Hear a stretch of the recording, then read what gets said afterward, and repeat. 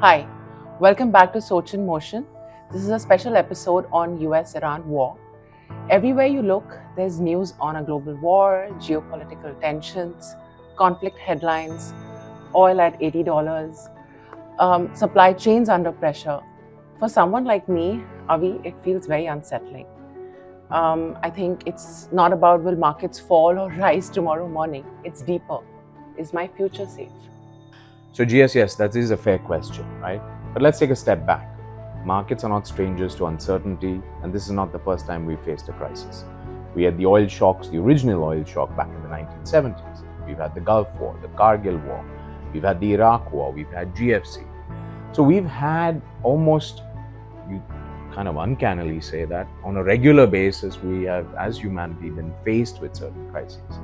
And yet markets kind of recalibrate, economies adapt, and innovation has continued to accelerate. So yes, if you're well planned and you stick to your plan, your future is safe. Okay, noted. A question that was on my mind was also, what does oil at $80 mean for the common man? So simply put, there's short-term pressure. Price of oil goes up, price of gasoline goes up, price of diesel goes up. These also act as inputs into various manufacturing products. All those inputs go up. So, put it simply, it's inflation. Now, let's take a look at this, right? India imports about 85% of its crude oil, and about half of that comes through the Strait of Hormuz. That today, right, accounts for over 20% of global oil flows. But India is no longer as sensitive to oil shocks as it was, let's say, 10 or 20 years ago. Now, what do I mean by that, right?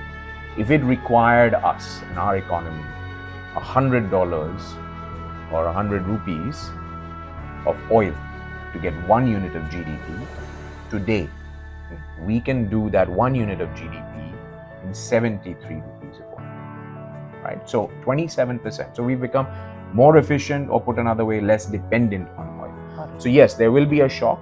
There will be a shock on current account balances for oil importing countries like India, and central banks will have to recalibrate, because if you've got inflationary pressure, do you then go ahead and reduce rates, or do you then raise rates? So there will be a recalibration of that. Right. But bigger picture, India is structurally much stronger today. It has a much deeper, wider economy, and so I don't think we are really going to face the same issues as we had in the past, right, when oil had spiked. Right.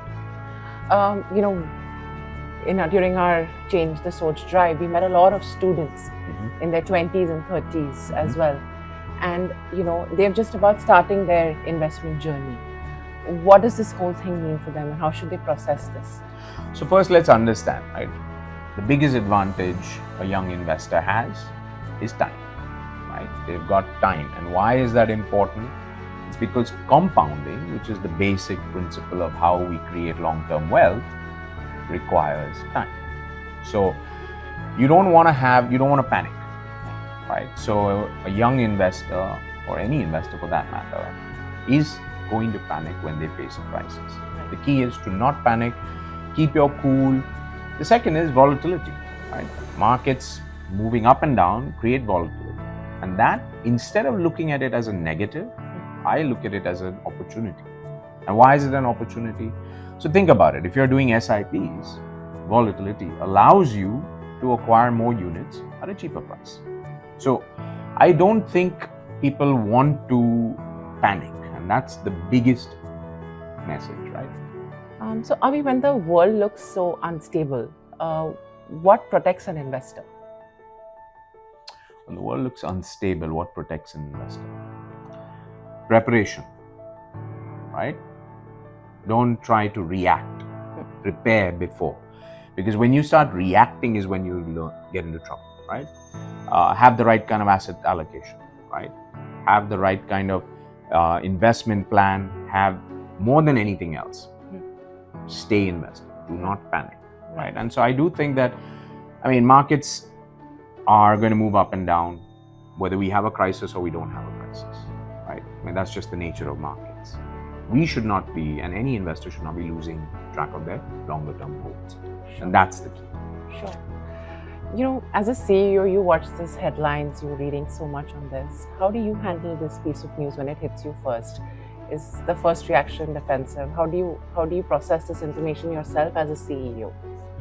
So I'd say, listen, the first reaction always is, okay, there's always shock. And once you get over that initial shock, right, I've used a mantra right from when I was back as a portfolio manager, which is, in times of crisis, revisit your original thesis. And it's the same thing, right? So you go back and you revisit it. So you think about, okay, what is the reason why we're investing in a market? What do we think about the longer term prospects of the economy? And I think the biggest thing that actually, when I look at it, is short term volatility does not derail the long term. All it may do is push it out. It does not derail it. Right? Very rarely. India is still one of the fastest growing economies. We're going to grow, we grew 7.8% in the October-December quarter. We're projected to grow 7.6% in 25-26. I mean, we're doing all the right things. So long as that doesn't derail, right, I don't worry about the shorter term. The concern is more around, obviously, the potential for mistakes geopolitically spike up extensively when you do this. But once again, we've been through crises before. And if you've got a longer term view, generally these are the best opportunities for long-term wealth creation. How long do you think all this will last? Well, if I knew the exact answer to that, JS, I'd be sitting on a beach. But while the uncertainty within Iran may prevail longer, the impact on the markets or the economy will be more shorter term worry. Now, we don't want to see this escalate. We obviously don't want to see this drag on. But businesses, economies, countries recalibrate, readjust. And so I'm a little more optimistic when it comes to longer term thinking. And I feel like that's what helps us in the long term. So practically, what should a young investor do today? Very simple. Stay calm, don't panic, stay invested, revisit your goals. Right? Those are key. And why am I saying revisit your goals? Because that will give you the comfort you need.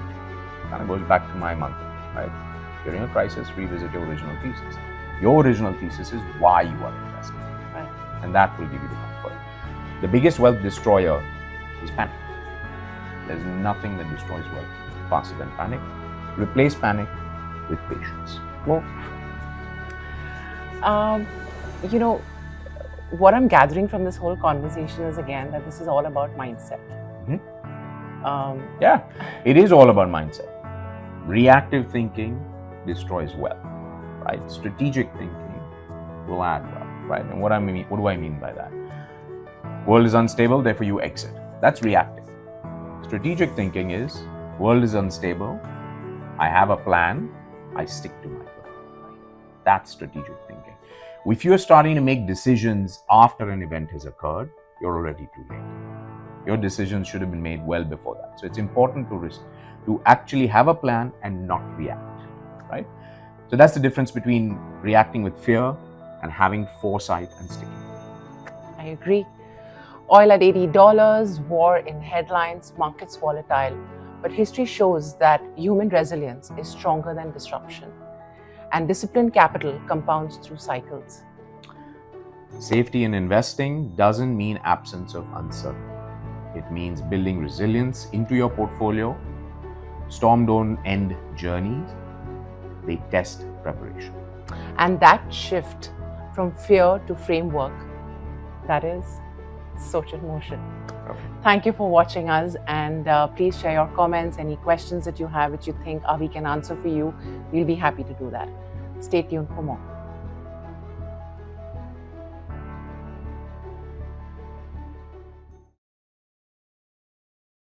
Mutual fund investments are subject to market risks. Read all scheme-related documents carefully.